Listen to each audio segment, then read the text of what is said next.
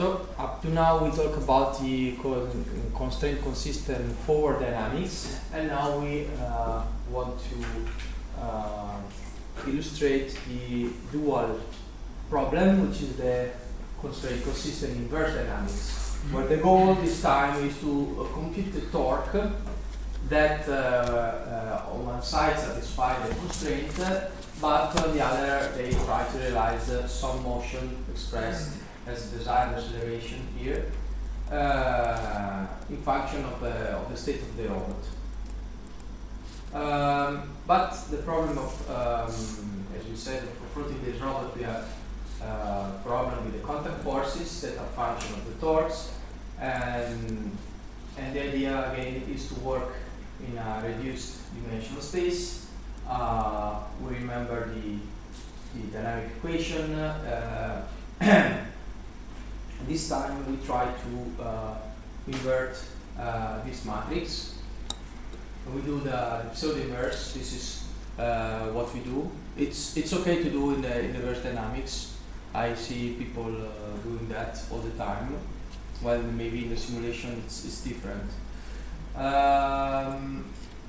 So to analyze this, we need to talk a bit about the dimensions. We have so given some desired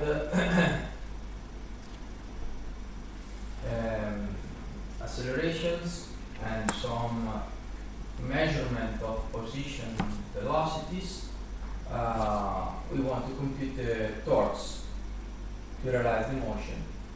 And the torques, since the projected equation is this way,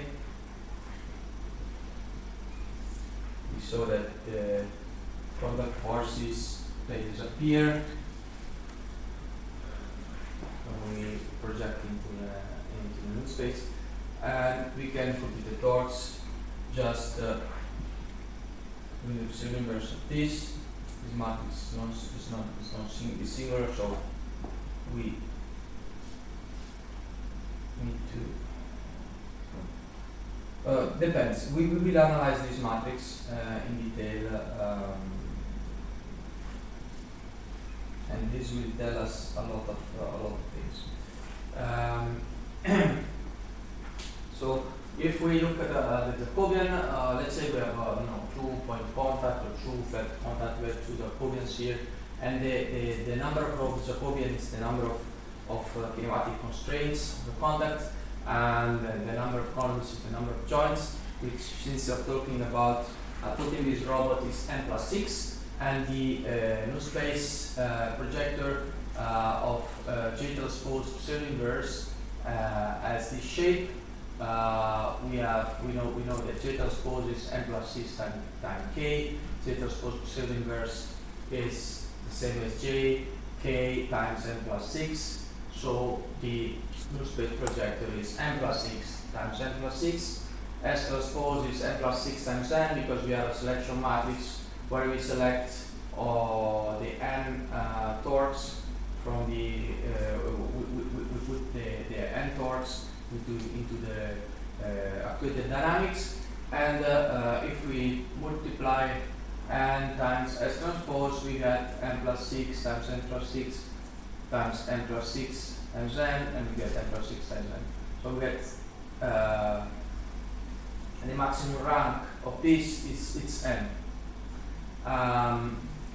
And we can see that here we are moving from the a space that is n+6 dimensional to, whenever we project into the constraint dynamics, we remove the degrees of freedom that we constrain. So we have n+6 minus c, and finally when you get to the actuation space, we go back to n. And this is illustrated with this diagram. We are going from unconstrained to constraint dynamics to actuated dynamics. Okay? One important point, we discussed this on the first lecture, is that C represents the number of independent constraints and is different from the number from K, which is the number of rows of the Jacobian. This means that we can have some rows that are dependent one on each other. For example, this happens when you have the 3 feet aligned, or we will check this in detail. In this case, the number of constraints is smaller than the number of rows. Now, if we analyze the n as transpose, we show that is n plus 6 times n. This means what? This means that the codominium is bigger than the domain, and this means that we have a controllable part and an uncontrollable part. And the dimension of the controllable part is the same as the rank of n as transpose, which is not necessarily n. Now, we can start to define, looking at this, the idea of underactuation and or controllability, which is the opposite. So to achieve the, we have in the constraint dynamics we have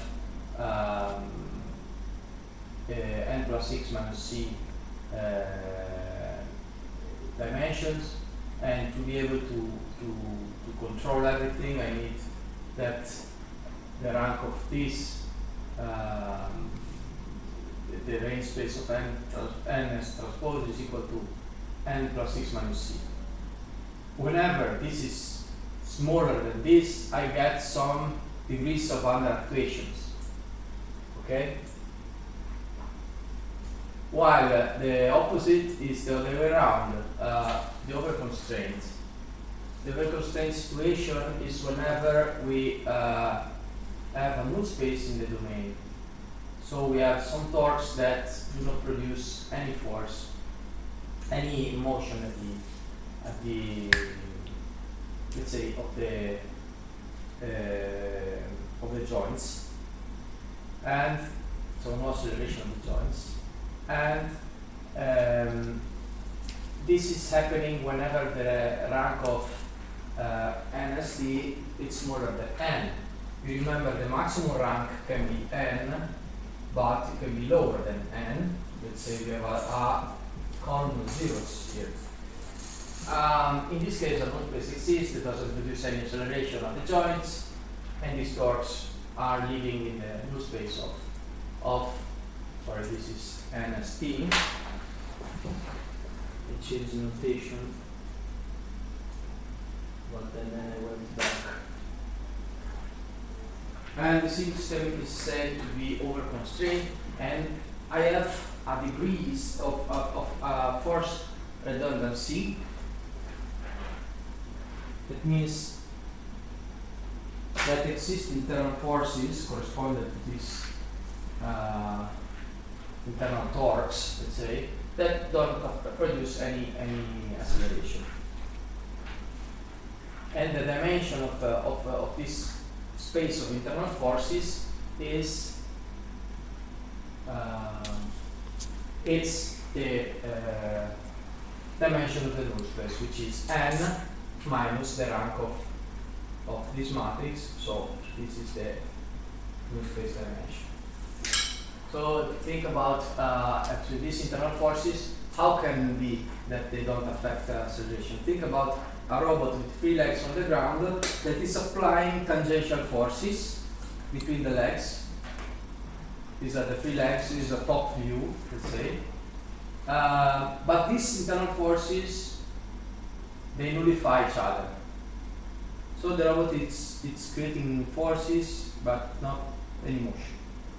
And this is a situation in which you have some over constraint. And you can use these internal forces for load distribution. So you can, for example, push more with one leg and push less with the other leg, so you can balance. You can contract the same gravity vector to achieving a different distribution of the legs force, of the forces of the legs, and so of the torques.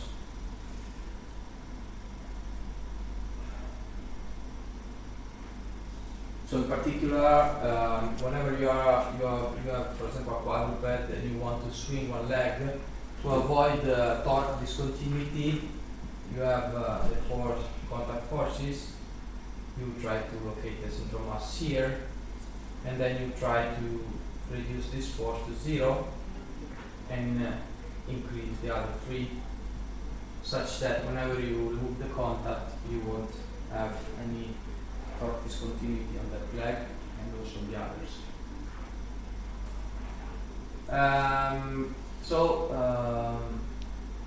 But instead of using these complex and ST matrix, which is quite annoying to computer rank, we can do the same using reasoning in terms of wrench and contact forces, and it can be proved that this is equivalent.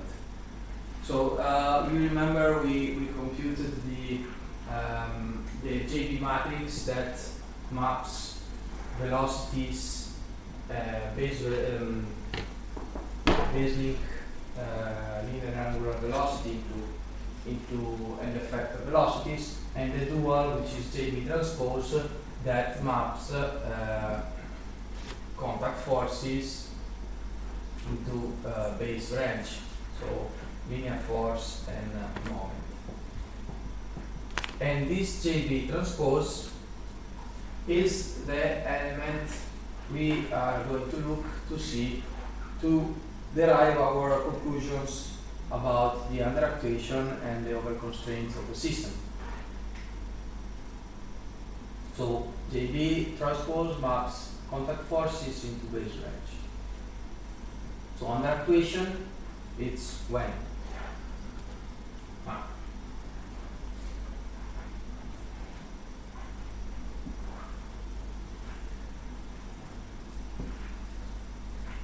Whenever we don't have controllability of some degrees of freedom of the floating base, because we have a floating base, so under equations, whenever we are not able to control. Well, in this situation, I have what? I have under equation. In this situation, I have under equation.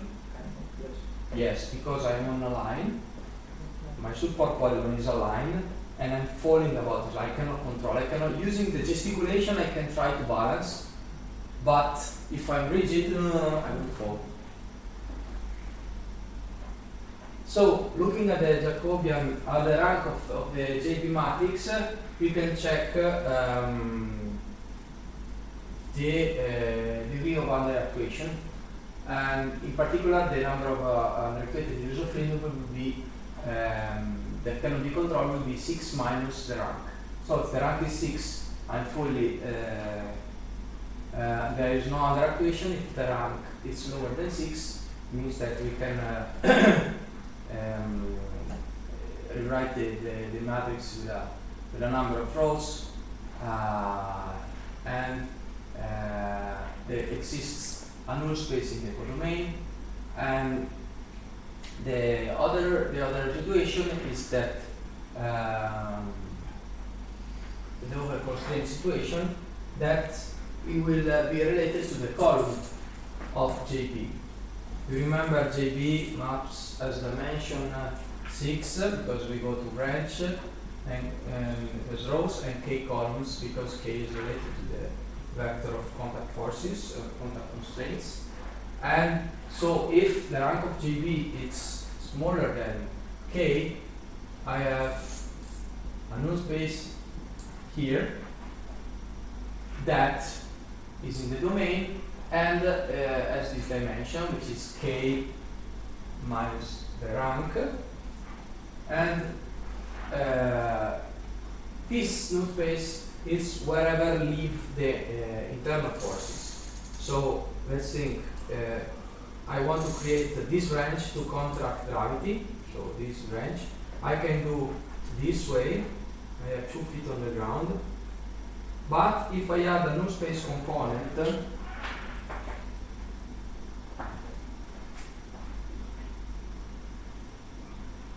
I get a force like this. The null space component will nullify, will create the same range, and there will be no influence. This means we have infinite solutions to the contact forces in case of this null space exists. And we have many examples. We can go through them. Think about you have one robot with 1 foot on the ground, 1 foot on the ground, and in this case the Jacobian is which dimensions?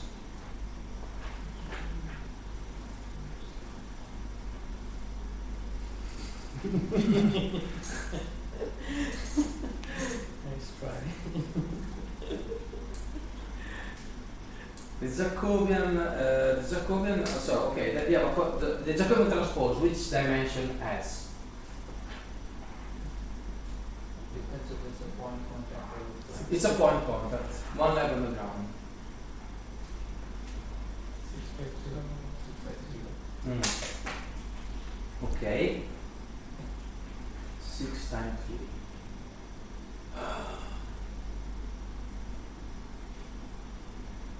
Okay. Yes. 6 times 3. We have one contact force, 3-dimensional, acting on a contact point, and we have a range of the base, 6-dimensional. This means that we have 3 columns. Rank is 3, cannot be more than 3. So the number of unrestricted degrees of freedom is 6 minus the rank, 3. We have 3 uncontrollable degrees of freedom that are these blue ones. So it can pivot around pitch. You cannot control the orientation about the point. Additionally, do we have internal forces? No, because we have 3 columns minus 3 rank, no internal forces. Okay. And this is the diagram showing 3-dimensional force and 3-dimensional range, and the null space is only in the coordinate. Now let's do the example with 2 legs on the ground.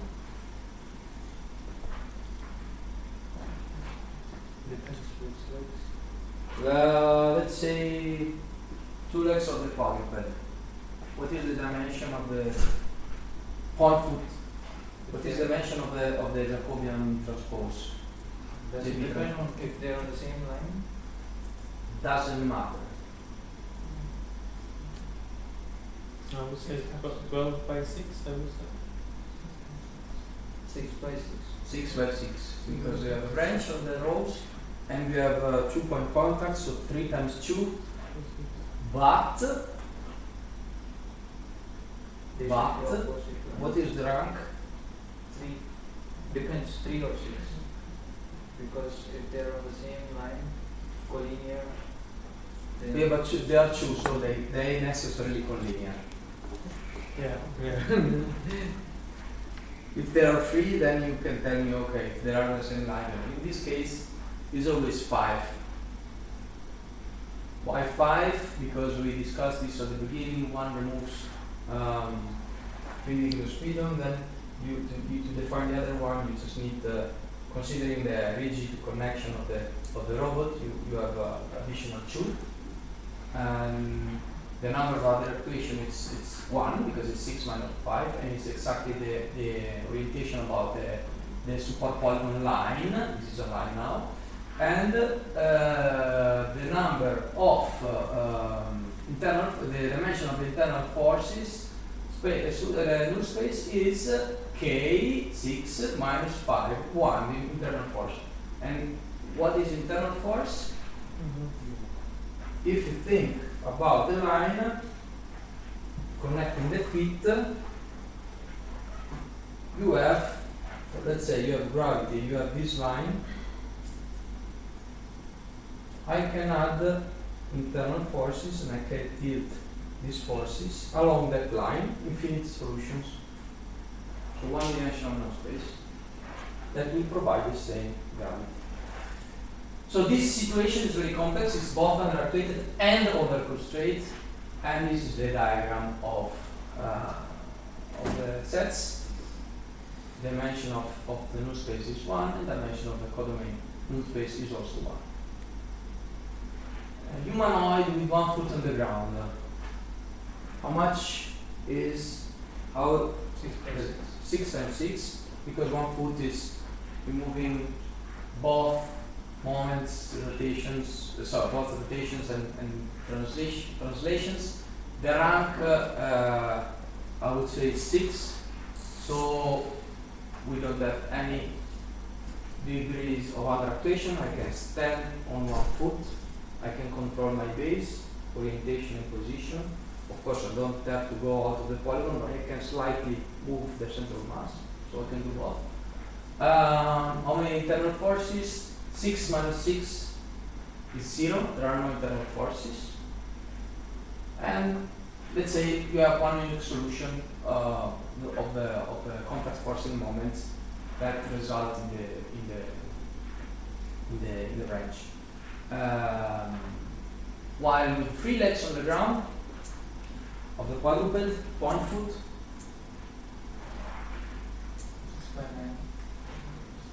6 times 9. Let's see. Yes, 6 times 9. We have the rank this time depends.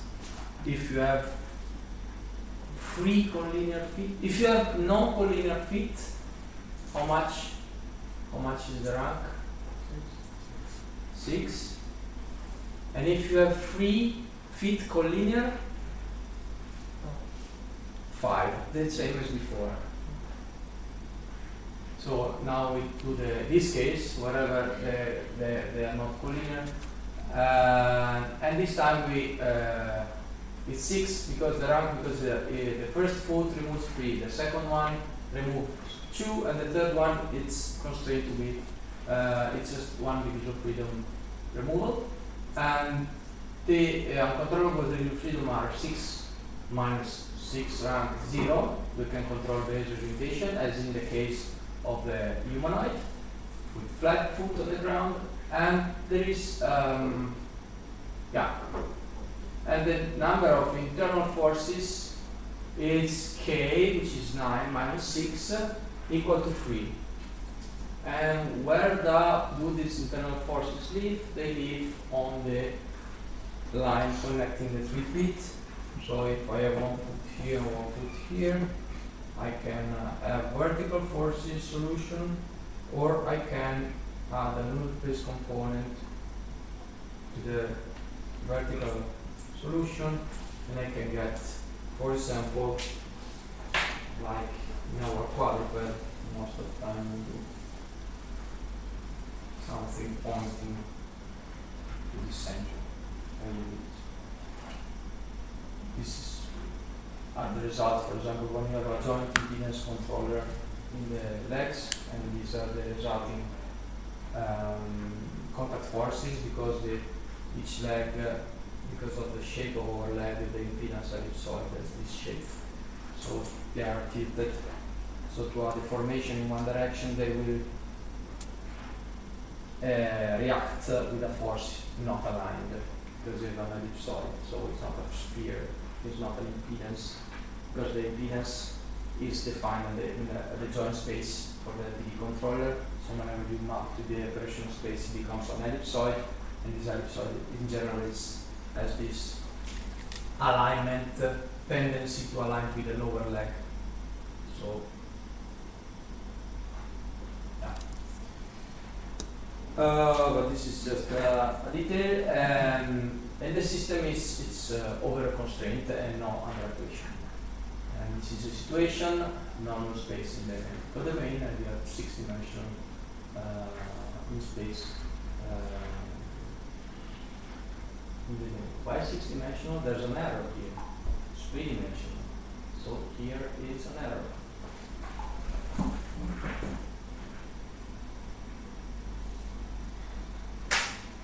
Okay.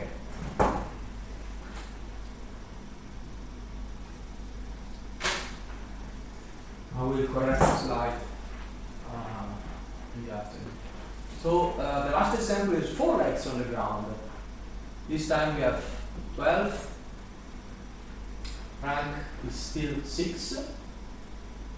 No uncontrollable degrees of freedom because the rank is 6. And this time we have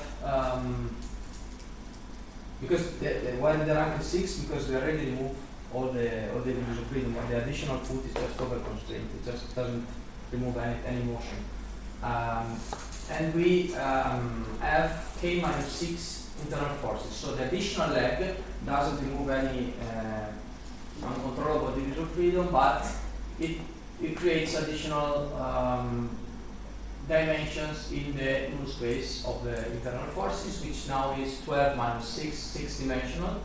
So the system is over constraint, and you see that now we have all the combination because we have 4 foot on the ground, so we have these internal forces plus this one, the other one, and the diagonal ones. And all these will sum up one each other and will not result in an acceleration of the joints. And we can exploit this, for example, in specific situations, like if you have a chimney climb. I don't know if you saw this. You need to walk with a robot on between 2 walls. So you have a quick like this, and if you put a vertical force, it will slip because it's out of the cone. Let's say out of the friction cone. So you want to take the null space component in order to have a force that is inside the cone and avoid slippage. And in this case, this is the correct diagram. Do you have any question?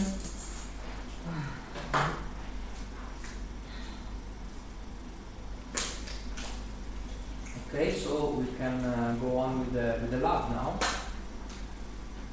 That is, in essence, the implementation of the constraint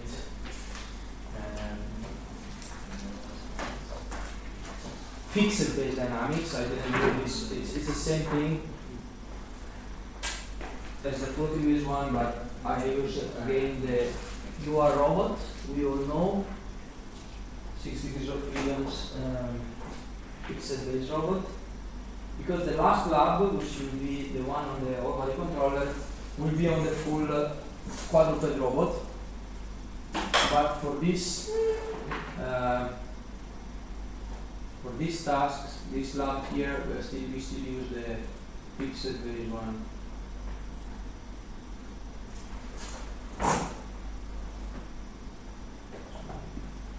If you have a computer, you can.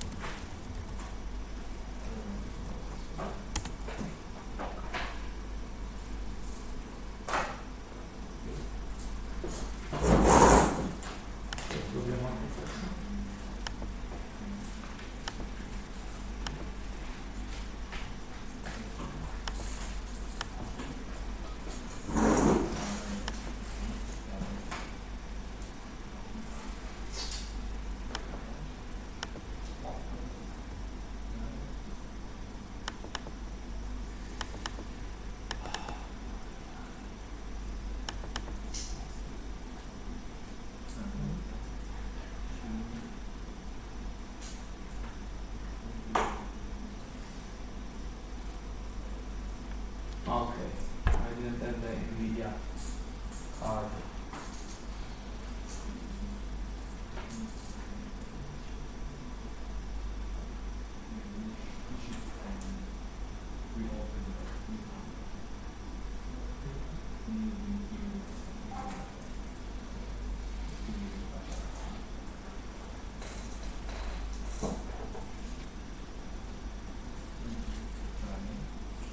So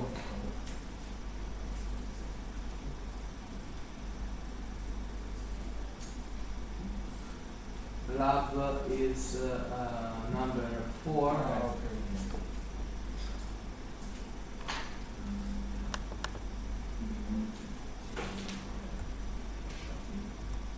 We still have the pure 5 robot with a shoulder lift joint, and this time we want to make the robot do like this. So we want to give a sinusoidal reference to the shoulder lift, and we want to hit the ground with the end effector.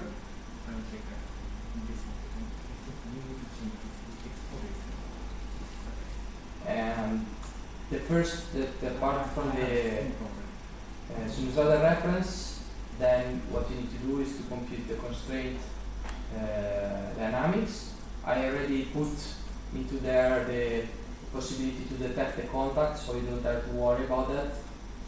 You just need to replace the computation of the constraint acceleration and integrate, update the velocity after the impact, as we saw, and then simulate the dynamics integrating with or follow the accelerations and the velocities. Then you can verify that the contact force disappears whenever you are in contact from after the projection of the dynamics. So you verify this is true, and then this is an interesting exercise to compute a constraint consistent joint reference. So you want to, this sinusoidal reference, you want to make it constraint consistent. So the idea is to project the desired velocity with the n and then integrate it. You can verify the Gauss principle of this least effort is true, and you can change the contact location, defining a new Jacobian with respect to the joint origin rather than the end effector, and you see that the constraint dynamics will make such that the joint, the end effector penetrates the ground, and only the origin of the wrist link frame it's in contact. And then these are optional exercises on the shifting load.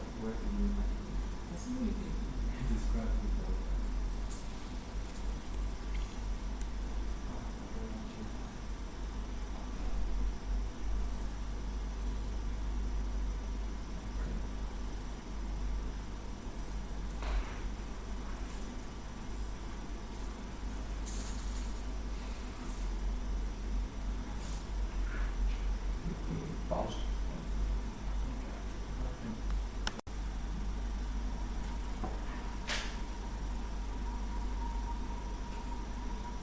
So the first exercise was to generate the usual sinusoidal reference for the second joint.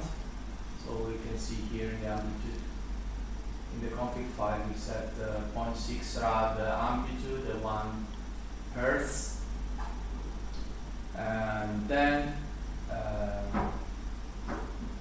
we have the PD controller as default with gravity compensation as a controller, and we have the end effector Jacobian, J dot Q dot.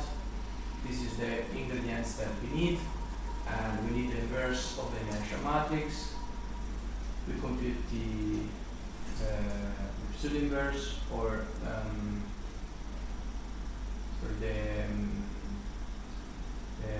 here is the lambda, and the dynamically is the pseudo inverse of J transpose. We compute the blue space projector, and then whenever the robot is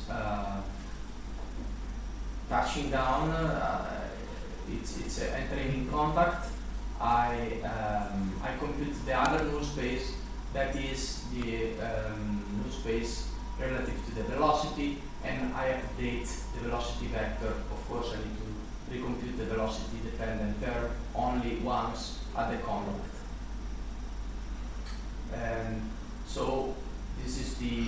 whenever there is no contact, the acceleration are equal to the unconstrained acceleration without any contact force. Well, while whenever there is a contact, the constraint acceleration are computed with the constraint dynamics formula. We can get the forces. You remember the first lecture or second lecture we discussed how to compute the forces, and we can check exercise 5 that these forces are 0 whenever it's in contact. So the force is only computed, is always 0 whenever it's not in contact, and it's different than 0 whenever it is in contact. This is the if else condition, and whenever it is in contact you can print the multiplication of the null space times JTF and see that it's always 0. Here the acceleration are integrated with forward Euler integration, and then the joint are computed and sent to Ross for the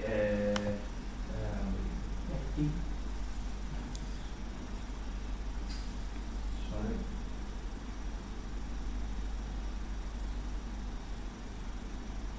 It worked 3 seconds ago.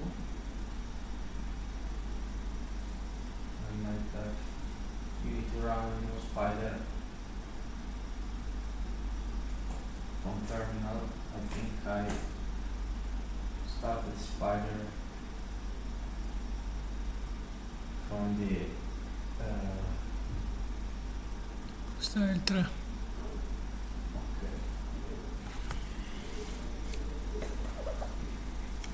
So in essence this is what is happening.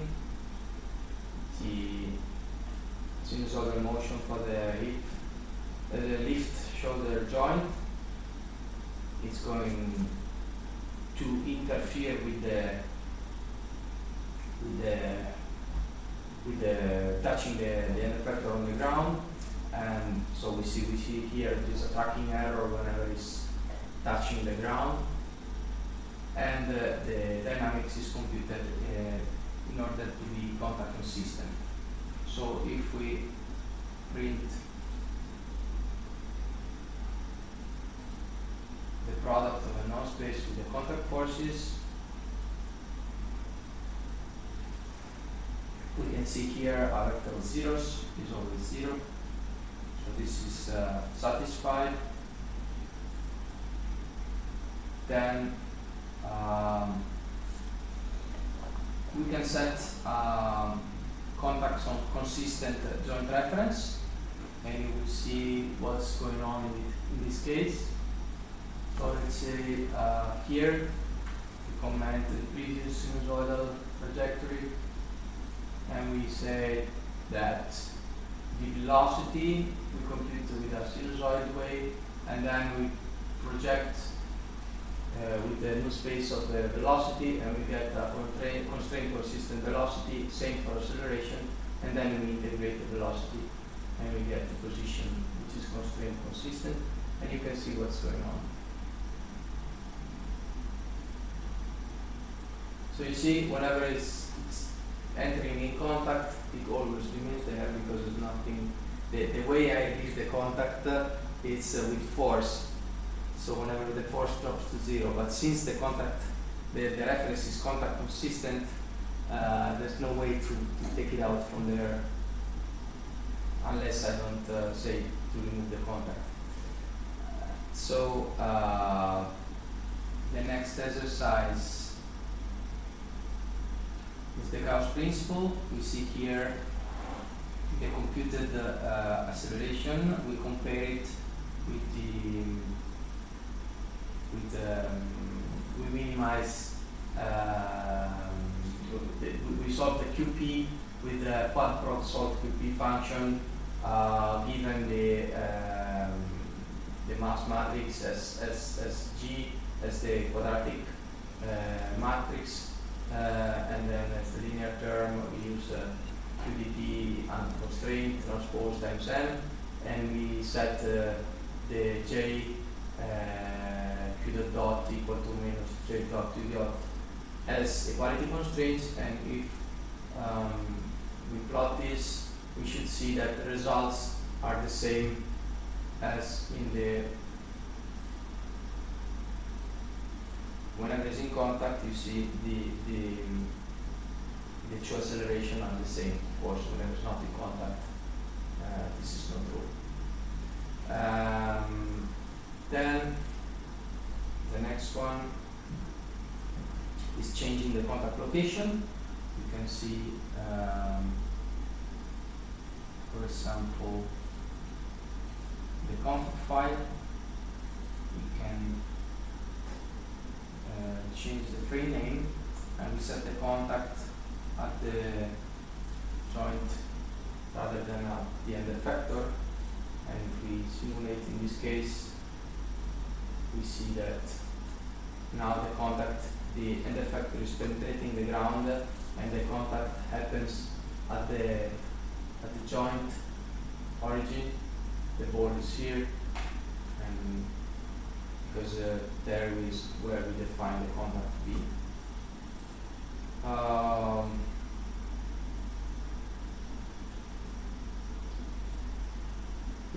An interesting thing is to compare the null space torques. Since the robot is it's not redundant, this null space motion it's very small. So if you plot the null space torque,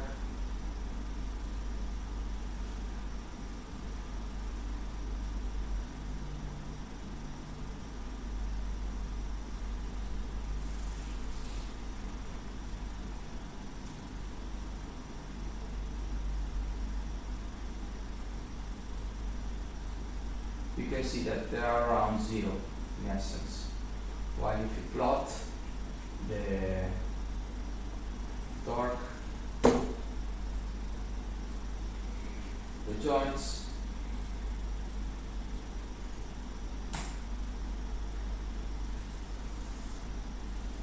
you can see that they are in the order of 10 millimeter, 40 millimeter, so they are way bigger. So this is due to the fact that we are barely, whenever the robot is in contact, due to the fact that there is no redundancy, the motion is almost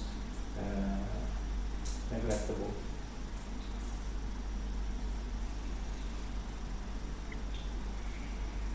And if you want to do some exercises on the shifting law, spatial algebra, there is a way to some code that allows you to map a Jacobian from the effector to the joint frame, and map also the twists with the shifting law, and allows you to build up the remember the transformation, the motion transform matrix X from the two frames that we saw last time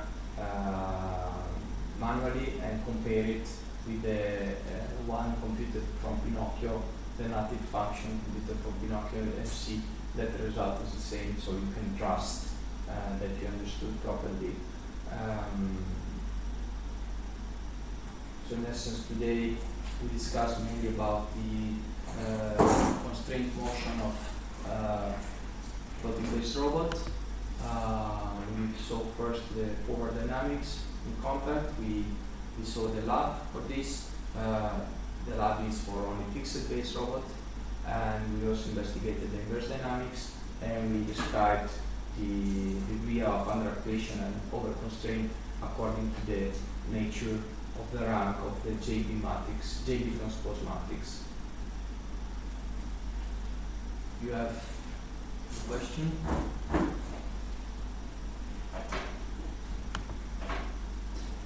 Okay, so see you on Friday. We will talk the last lecture in the morning about the whole body control and different implementation with as a optimal problem or an absolute inverse problem, and in the afternoon we try to do the the exam with some open questions. I think I need to think. I will provide further information whenever I work out how to do that. But let's see. Just on Friday, or I'm just posting something. No, I mean the doodle. Almost 9 people replied that they prefer to do it on Friday. So, in essence, let's do like that. Since you are the first ones in this course, and then there is a lot of setting up of slides, and there will not be so much strict evaluation, but we open question to see that you understood, you read the slides, you were listening to the classes, and something like that. That's it.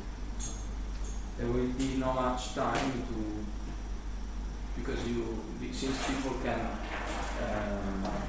will do this exam online, I cannot prevent them to take the material, so we will have availability of the material, but the time is limited such that even if you have the material, if you don't never read that, it would be necessary to you won't make the time.